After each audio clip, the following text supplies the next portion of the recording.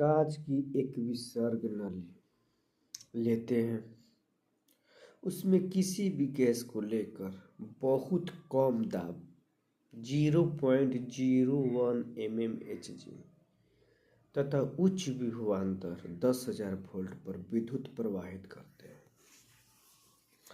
ऐसा करने पर कैथोड से एक विशेष प्रकार की किरणें निकलने लगती है जो सामने की दीवार पर टकराती है।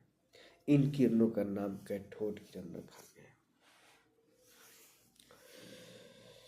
इसके गुण क्या है कि ये अत्यंत तीव्र गति से सीधी रेखा में गमन करती है। इसके मार्ग में किसी अपारदर्शक वस्तु को रख देने पर उसकी छाया दूसरी तरफ बनती है, यानी कि कैथोड के दूसरी तरफ बनती है। इससे प्रमाणित होता है कि ये किरणें सीधी रेखा में गमन करती है। तीसरा क्या है कि इन कैथोड किरणों के मार्ग में पाद चक्र यानी कि पैडल व्हील रखने पर ये अपनी धुरी पर नाचने लगती है।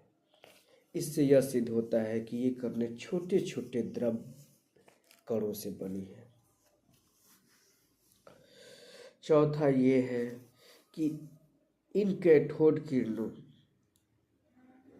जो होती है विद्युत या चुंबकीय क्षेत्र से प्रभावित होती है। अगर इनके मार्ग में कहीं विद्युत या चुंबकीय क्षेत्र का प्रभाव पड़ जाए तो ये अपनी दिशा से विचलित हो जाती है। ऐसा इसलिए होता है क्योंकि ये ऋण आवेशित होती है। तो इस तरह से बारी बारी से कई प्रकार के गैस विसर्ग नली में लिया गया, भिन्न भिन्न प्रकार के धातुओं को भी लिया गया कैथोड के रूप में। तो हर हालत में देखा गया कि इनसे एक विशेष प्रकार की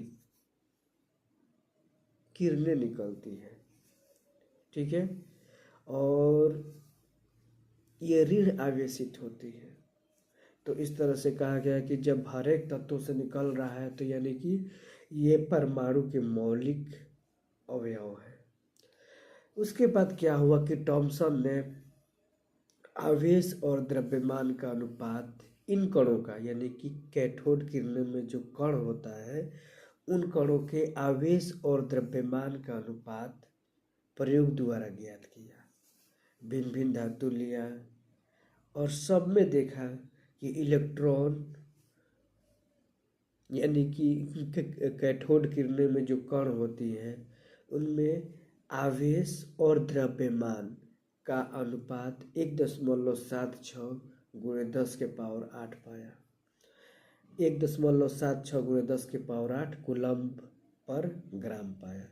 इससे सिद्ध हो गया कि ये कण सभी परमाणुओं में मौजूद रहती है और इन कणों का नाम इलेक्ट्रॉन रखा।